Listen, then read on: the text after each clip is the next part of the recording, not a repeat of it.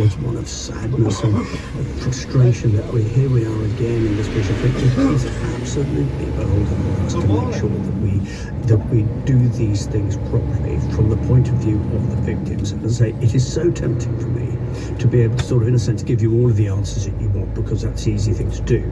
But I think if I was to do that, I would just, as I say, make a complicated situation worse. And we'd be back here tomorrow and you'd be rightly holding me to account for that. So as things stand this morning, he is still a Conservative MP. We do not know whether there is a formal investigation. That's correct. That's exactly where we are now. Does that feel good enough to you? I'm wondering, if this had been an allegation of the groping of two women, would we be in exactly the same place this morning? I think, as to sort of re-stress what I said, I think what is really important is that we allow, as I say, this is an overnight, this is a story that broke overnight. It is really important that the Chief Whip and others, and I keep stressing others, it won't be purely down to the Chief Whip. There'll be plenty of other people with views which need to be taken into account. It is absolutely proper. They spent a day going through this with a fine-tooth comb, just finding out exactly what... He has resigned, which would suggest that something is... I mean, of course he did. Unless it's the case that people now resign from the government simply because they've been drunk in a public place.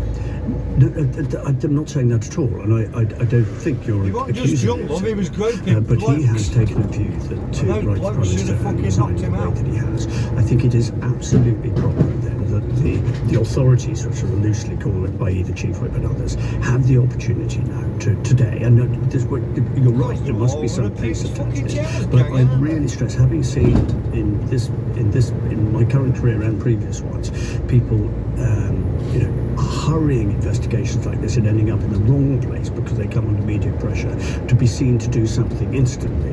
It is so counterproductive, and sometimes it is so important that we allow the proper authorities to establish absolutely everything that has happened, so that we can decide properly what should happen, and with the victims first and foremost and uppermost in our minds. And I know that is from your point of view, where you're sitting, it's quite a frustrating answer, but I honestly believe it is the right one from the point of view of the victims in this and any similar case. Do you have a problem with the conduct of your MPs? You yourself said a moment ago that you had a sort of here we go again kind of feeling. You had David Warburton losing the whip over an allegation of sexual harassment. We had the conviction of Imran Ahmed Khan.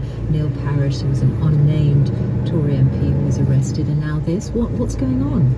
Well, all of these examples, and of course, do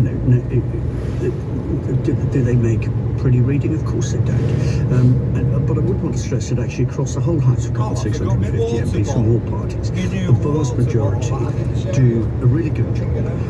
They do it with pride. They're proud of what they do. They try their very best to maintain the best possible standards. And I say that about my neighbour SNP and other colleagues too, by the way. And so I don't think there's any sort of party political distinctions here. It is profoundly depressing when these things go wrong in a large and complicated workplace. I suppose they do from time to time. We try to eliminate risk. That's probably an impossible ambition to eliminate it, but we try to certainly minimise risk to our colleagues and our employees and anybody who comes onto the parliamentary estate or nearby. We don't always get it right. We've introduced new measures, things like the independent grievance and complaints, which is a new institution which is designed to allow people to come forward anonymously and to make complaints and observations in a way perhaps they weren't able to do before. And all I can say is we each and every time, sadly, these things happen, we take another fresh look at how can we do this better, how can we make sure these things don't happen, and this is another such occasion. But does it give me a rather heavy heart? Well,